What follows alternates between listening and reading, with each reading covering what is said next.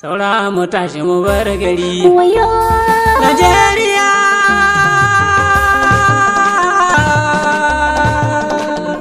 wayo uwa wayo uba, wayo wala ba za ta samu mace ilahi ba, wayo wayo ba burgu ba zai ci gyadar mu ba, a teku mu dai ba za mu sha jikon amalala ba. wayo wayo ba An zo lokacin kiya an kasa ta da hawainiya, an jefa an kuli rijiya ba ta je ta nemo kashinta ba. dawo a teku ka taimaka An kaurace wa gidan gara da nufin a tashi a murmura, ashe zago suka yi tara ba su an kare daga nesa ba. aiko a kotu a teku ne Kowa a bar shi ya ɗanɗana, ai tun hafin azal haka muka ayyana. dawo a teku ka taimaka Motar da ba ta da mabi sannan cikinta da kai kuma ga direba yana laifin san ba za ku garin ku ba. aiko a kotu a teku ne Kun ce ku za mu bi jarumi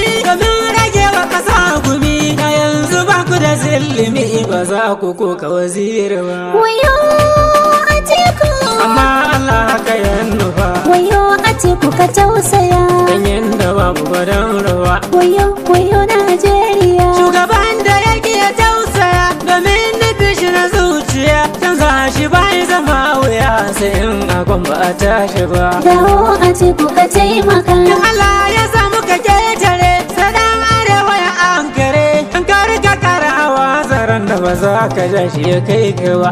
Wayo Allah, aiko a kotu a teku ne ba za mu manta waziri ba. dawo a teku ka taimaka Aiko batun cire tallafi da aka yi shi mun shiga wakabi, in ba niyyar a ci zarafi da mai ba za a yi sananta ba.